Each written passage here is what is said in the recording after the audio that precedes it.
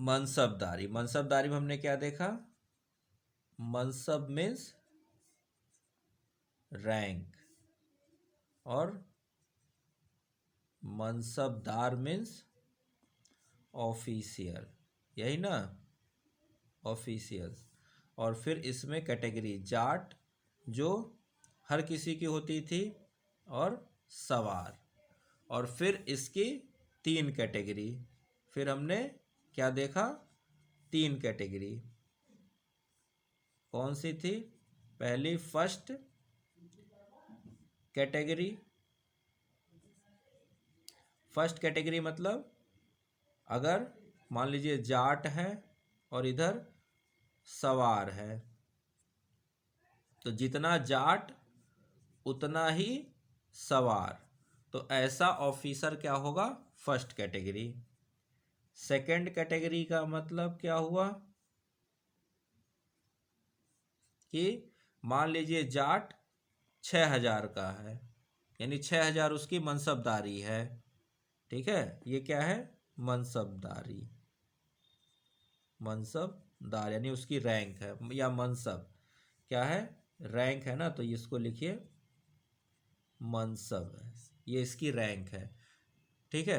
अब मान लीजिए तो इसके आधे से ज़्यादा, आधे से आधा या आधे से ज़्यादा, या 6,000 है तो 3,000, लेकिन 3,000 से कम नहीं होनी चाहिए, 3,000 हो या 4,000 हो या 3,500, कुछ भी हो, आधे या आधे से ज़्यादा हो, तो ऐसे ऑफिसर को सेकंड कैटेगरी का ऑफिसर कहा जाएगा। और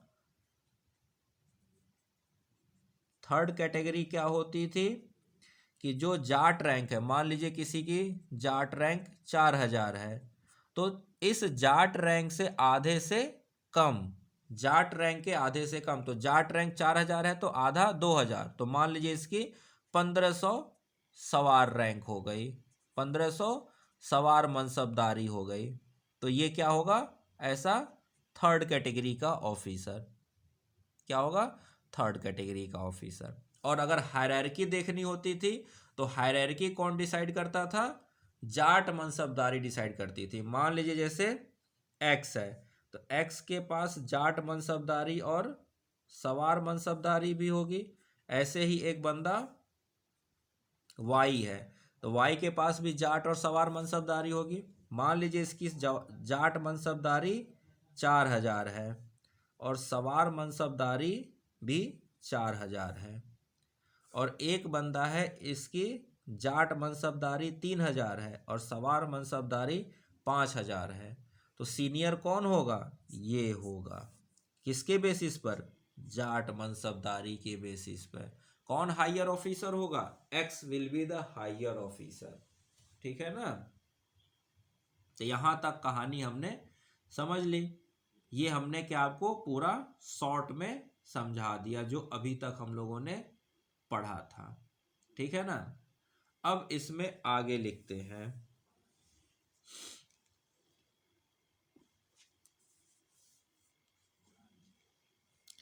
तो लिखिएगा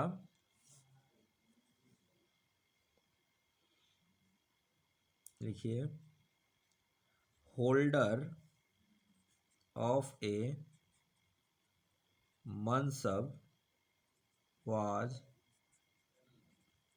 नोन एज मनसबदार। ये तो हमने लिख ही रखा है, लेकिन इसके बाद जो लिखवाऊंगा वो इम्पोर्टेंट है। मनसबदार लिखिएगा।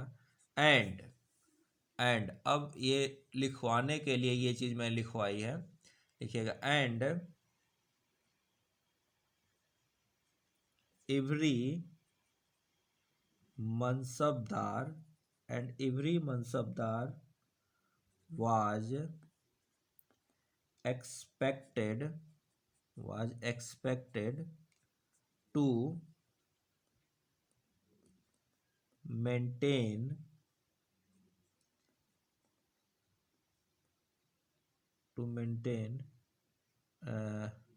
total number, एक मिनट, हाँ, expected to maintain total number of cavalry men or horsemen according to his rank या मनसब, ठीक है। And and and each horseman had to maintain at least two horses,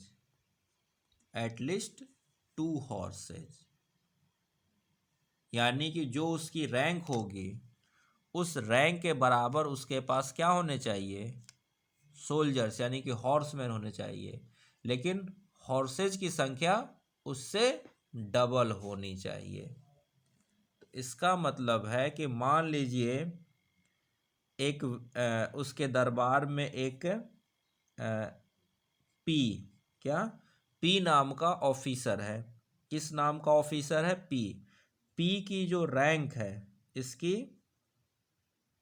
P जो है ये मान लीजिए कि 1000 क्या है, 1000 मनसबदार है। पी जो है ये 1000 मनसबदार है। तो इसका मतलब ये हुआ कि पी के पास कितने 1000 हॉर्समैन होने चाहिए। पी के पास कितने हॉर्समैन होने चाहिए? 1000 हॉर्समैन होने चाहिए। अब हॉर्समैन चलेंगे किससे? घोड़ों से चलेंगे। भाई घोड़े ही तो युद्ध कर में उसी पर तो बैठ के युद्ध होता था। तो एक घोड़ा क्या पता कभी बीमार हो गया, जख्मी हो गया, युद्ध में मारा गया, तो घोड़ों की संख्या कितनी होगी उसके पास होनी चाहिए? कम से कम 2000 हॉर्सेज। कितने? 2000 हॉर्सेज। तो जितने उसकी रैंक है उस रैंक के बराबर उसके पास कैवलरी मैन या हॉर्समैन होने चाहिए, और उसके जस्ट डबल, यानी हर एक हॉर्समैन 2 घोड़े मेंटेन करेगा, तो 2000 घोड़े होने चाहिए, हॉर्सेज होने चाहिए। किसी के पास अगर मान लीजिए कोई 20 मनसबदार है, क्या 20 मनसबदार है, इसका मतलब उसके पास उसके अंडर 20 हॉर्समैन और 40 हॉर्सेज। यही रैंक यही सिस्टम होना चाहिए, ठीक है ना। ठीक है, नेक्स्ट पॉइंट लिखिए कि एक जो रैंक होती थी उस रैंक के बराबर, जैसे अगर 1000 मनसबदार है तो 1000 मनसबदार का मतलब 1000 हॉर्समैन और 2000 हॉर्सेज, यही इसका सिस्टम है, ठीक है ना। नेक्स्ट लिखिएगा मनसब रैंक वाज नॉट हेरिडेटरी। क्या है? हेरिडेटरी नहीं होती थी। जैसे मान लीजिए राजा मान सिंह 7000 मनसबदार के हैं, तो इसका मतलब ये नहीं कि अब राजा मान सिंह के बेटे को भी 7000 मनसबदार मिल जाएंगी, रैंक मिल जाएगी, नहीं, उनको अपनी रैंक बनानी पड़ेगी, अपनी किससे, एक तरह से कहा जाए तो अपनी काबिलियत से, अपनी काबिलियत से। नेक्स्ट लिखिएगा all appointments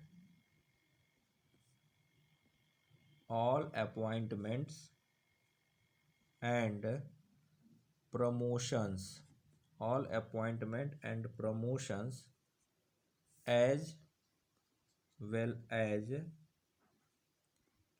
dismissals were directly as well as dismissals, यानी कि किसी को बनाना, किसी को प्रमोट करना या उसको हटाना, were directly made by emperor, राजा। कहा ना, इसीलिए कहा कि हर एक मनसबदार अपने आप में इंडिपेंडेंट है, कोई किसी के अंडर नहीं था। हर कोई किसके अंडर था? राजा के अंडर था। ठीक है ना। ये मत समझिए कि अगर कोई 7,000 मनसबदार है तो उसके अंडर में 6,000 होगा, उसके अंडर में 5,000 होगा, ना, ऐसा बिल्कुल नहीं था। क्या सिस्टम था? ये है अकबर, इस अकबर के अंडर में 7,000 वाला भी है, इसी के अंडर में 6,000 वाला भी है, इसी के अंडर में 8,000 वाला भी है, इसी के अंडर में 1,000 वाला भी है। ठीक है, इसी के अंडर में सब है। तो कोई मनसबदार किसी दूसरे मनसबदार के अंडर में नहीं है, खास करके हायर ऑफिशियल्स वाले। कोई एक बड़ा मनसबदार है तो उसके अंडर में छोटे ऑफिशियल काम तो करेंगे, लेकिन वो एज ए मनसबदार काम नहीं करेंगे। अगर वो किसी के अंडर में आ गया तो फिर वो मनसबदार नहीं है, फिर वो उसके अंडर का जूनियर ऑफिसर है, वो फिर उसकी मनसबदार वो नहीं रहेगा। ठीक है ना। मनसबदार हमेशा अलग होते थे, इंडिपेंडेंट। एक मनसबदार दूसरे मनसबदार को ऑर्डर देने के लिए, वो करने के लिए या उसका ऑर्डर मानने के लिए बाध्य नहीं होता था, वो अपना डिसीजन लेने के लिए स्वतंत्र होता था। ठीक है। लेकिन हाँ, एक दूसरे की क्या होती थी? हायरार्की की वजह से एक दूसरे का सम्मान जरूर था। हायरार्की की वजह से एक दूसरे का सम्मान जरूर था। 7,000 मनसबदार वाले के सामने 6,000 जो मनसबदार है वो हो सकता है कि उसको चैलेंज ना करे, लेकिन इसका मतलब ये नहीं कि 7,000 वाला 6,000 वाले के ऊपर अपने हुक्म चलाएगा, नहीं। मनसबदार को ऑर्डर कौन देगा? सिर्फ और सिर्फ अकबर, यानी कि राजा, एम्परर ही देगा। ठीक है ना। तो उनका अपॉइंटमेंट कि हाँ तुम कितने के मनसबदार होंगे, अगर कोई 4,000 का है तो उसको 5,000 यानी कि प्रमोशन, या कोई 3,000 का मनसबदार कहा कि नहीं आज से तुम्हारी मनसबदारी खत्म, किसी गलती किसी की वजह से, वो यानी डिसमिसल। ये सब काम कौन करेगा? ये सब कुछ डायरेक्ट अकबर के हाथ यानी कि एम्परर के हाथ में होता था। और मनसबदार जो बनाए जाते थे वो ऐसे ही नहीं किसी को ही बना दिया जाता था, बहुत ही सोच समझकर चुनकर मनसबदार बनाए जाते थे। ठीक है ना। इतना आसान भी नहीं था मनसबदार बनना। कई तो ऑफिसर थे लेकिन वो दूसरे ऑफिसर के अंडर में रहे, लेकिन मनसबदार नहीं बनाए गए। कई बार ऐसा भी होता था। क्यों? क्योंकि होता क्या था कि पहले तो मनसबदार बना दिया गया, लेकिन वो उस लायक नहीं निकला, तो उसको उसके अंडर में डाल के उसकी मनसबदारी हटा दी जाती थी। ठीक है। नेक्स्ट पॉइंट लिखिएगा, अकबर मोस्टली पे salary in cash but when not possible then those mansabdars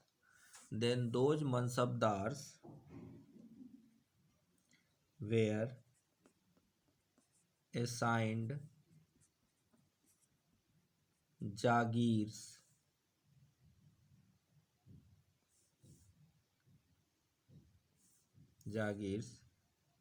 such mansabdars were known as जागीरदार्स। कहने का सिंपल सा मैटर मीनिंग ये है कि मान लीजिए आप एक मनसबदार हैं या और एक दूसरा मनसबदार भी है। अब कोई 1000, मान लीजिए आर है, आर की मनसबदारी 1000 मनसबदार है। अब 1000 वाले को सैलरी देना, इसकी सैलरी कितनी होगी? 1000 दिरहम, 2000 दिरहम या 100 दिरहम, 500 दिरहम होगी। तो इतनी सैलरी देना तो क्या है, आसान बात है। लेकिन अगर एक मनसबदार है बी और इसकी मान लीजिए इसकी मनसबदारी है 6000, कितनी 6000 मनसबदार है, और तो इसकी सैलरी मान लीजिए 1000 दिरहम में पहुंच गई। कितनी? 1000 दिरहम में पहुंच गई। तो अब 1000 दिरहम यानी कि 1000 सोने के सिक्के देना तो बहुत बड़ी बात होगी, है ना। इतने सोने के सिक्के कहां से हर महीने देगा राजा। तो ऐसे लोगों को क्या किया उसने, कुछ जमीन के हिस्से दे दिए, जिसको जागीर कहा गया। क्या कहा गया? जागीर कहा गया। तो उस जागीर से जो टैक्स वसूली हुआ, उस टैक्स वसूली से उन्होंने क्या किया, अपनी सैलरी निकाल ली, अपने कैवेलरी मैन यानी हॉर्समैन और उनके घोड़ों के रख रखाव के खर्चे निकाल लिए, और बाकी बचा हुआ पैसा ट्रेजरी को दे दिया। ठीक है ना।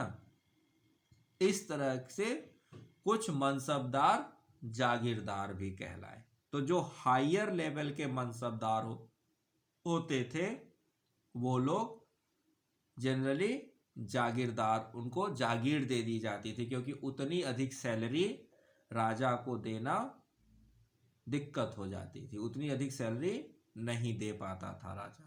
तो ऐसे लोगों को, ऐसे मनसबदारों को जागीर दे दी जाती थी। तो ऐसे मनसबदार जागीरदार भी कहलाए। तो ये समझिए, every jagirdar is a mansabdar.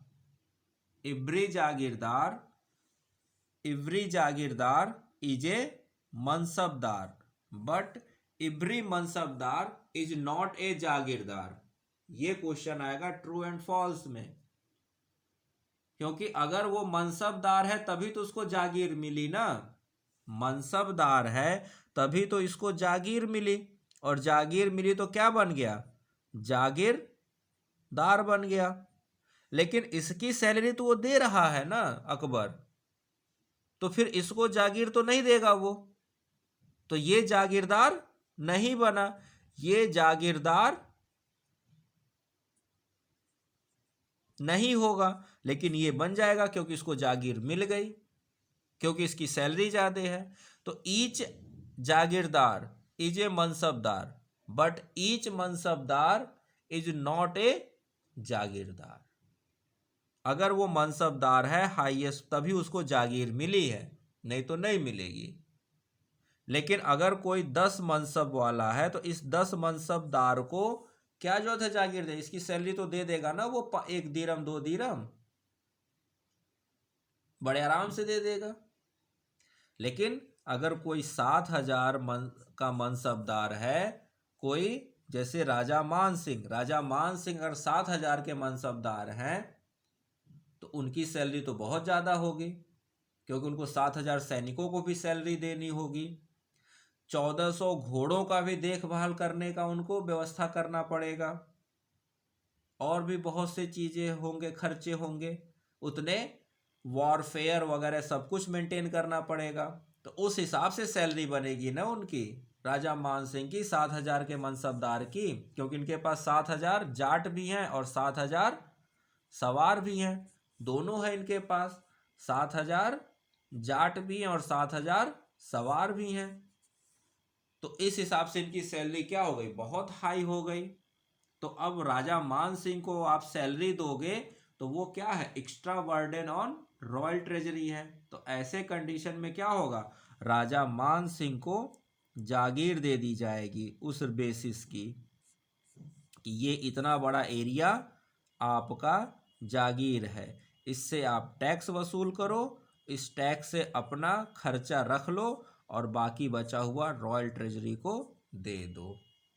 इस तरह से ये क्या करेंगे, तो राजा मान सिंह मनसबदार भी हैं, साथ में जागीरदार भी हैं। तो ऐसे मैक्सिमम यानी कि jagirdar were mansabdar, every jagirdar was mansabdar. But जो 20 मनसबदार है, जो इसकी सैलरी तो दे देगा वो, भाई एक प्यून की सैलरी देने में क्या दिक्कत है, एक क्या कहते हैं क्लर्क की सैलरी देने में क्या दिक्कत है, बहुत आसान है, तुरंत दे दो। लेकिन एक बड़े ऑफिशियल की सैलरी क्या है, एक बड़ा बर्डन हो जाती है। तो इसलिए ये क्या होगा, ये सिर्फ मनसबदार रहेगा, ये जागीरदार नहीं बनेगा। तो each mansabdar is not a jagirdar, but each and every jagirdar is a mansabdar. This statement will be correct. ठीक है, या ट्रू एंड फॉल्स में आए या असर्शन रीजन में आए, तो ये चीज आपको वहां सही करके आना है। ठीक है ना। तो मुगल आर्मी इस तरह से क्या थी, वेरी स्ट्रांग थी, बट इनकी एक वीक पॉइंट थी। क्या क्या थी weak point, not not a not not an effective, लिख लीजिए ऐसे कि अकबर यानी कि मुगल्स के पास इफेक्टिव नेवी नहीं थी, अच्छी नेवी नहीं थी। यही मुगल्स के मिलिट्री की सबसे बड़ी बैकग्राउंड थी, यानी कि सबसे बड़ी कमजोरी मुगल आर्मी की थी कि मुगल्स ने नेवी पर ध्यान नहीं दिया, इफेक्टिव नेवी नहीं बनाई। इन्होंने आर्मी बहुत अच्छी बनाई, मनसबदारी व्यवस्था से इनकी आर्मी बहुत अच्छी, बहुत मजबूत हुई। दूसरी बात, कोई इस तरह से आर्मी बनाई कि कोई अब आर्मी का दुरुपयोग भी नहीं कर सकता था, रेबल भी नहीं कर सकता था।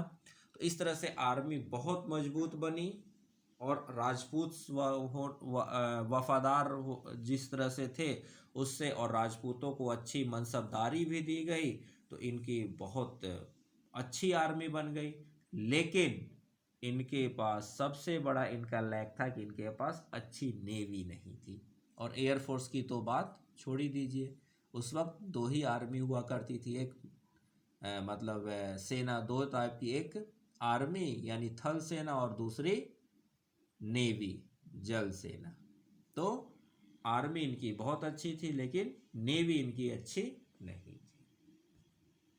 या कहें कि नेवी में बहुत इफेक्टिव नहीं थे या कमजोर थे, लैक थे। इन्होंने नेवी की नेवल आर्मी के ऊपर कभी ध्यान ही नहीं दिया। तो इस तरह से हमने देखा कि कैसे मनसबदारी व्यवस्था लागू किया अकबर ने। मनसबदार का मतलब रैंक, हर ऑफिसर को रैंक दी गई, रैंक के हिसाब से उसको फिर सवार जाट, फिर सवार, और उसके बाद फिर कैसे कैसे हर किसी का डिसीजन वगैरह, उसका अपॉइंटमेंट, प्रमोशन, सब कुछ अकबर के हाथ में यानी कि एम्परर के हाथ में।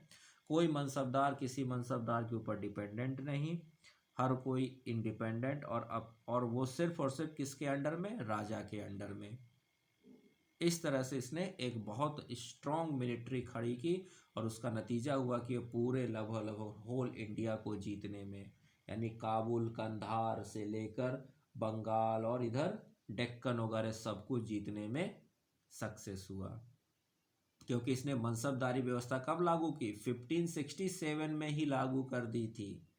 1567 में मनसबदारी व्यवस्था लागू करने से लेकर 1601 तक यानी कि ऐसगढ़ के किला कांधार को जीतने तक इसके पास एक बहुत स्ट्रॉन्ग आर्मी थी और ये सारा युद्ध जीतता चला गया अपनी इसी मनसबदारी सिस्टम की वजह से। तो इस तरह से हम समझ रहे हैं कि अकबर की इस व्यवस्था मनसबदारी सिस्टम को हमने देखा। अब अकबर का बचा सिर्फ जागीरदारी सिस्टम और इसके 9 रत्न, वो हम लोग नेक्स्ट क्लास में देखेंगे। ठीक है, तो इस तरह से हमने अकबर की मनसबदारी व्यवस्था को पूरी तरह से समझा और जाना।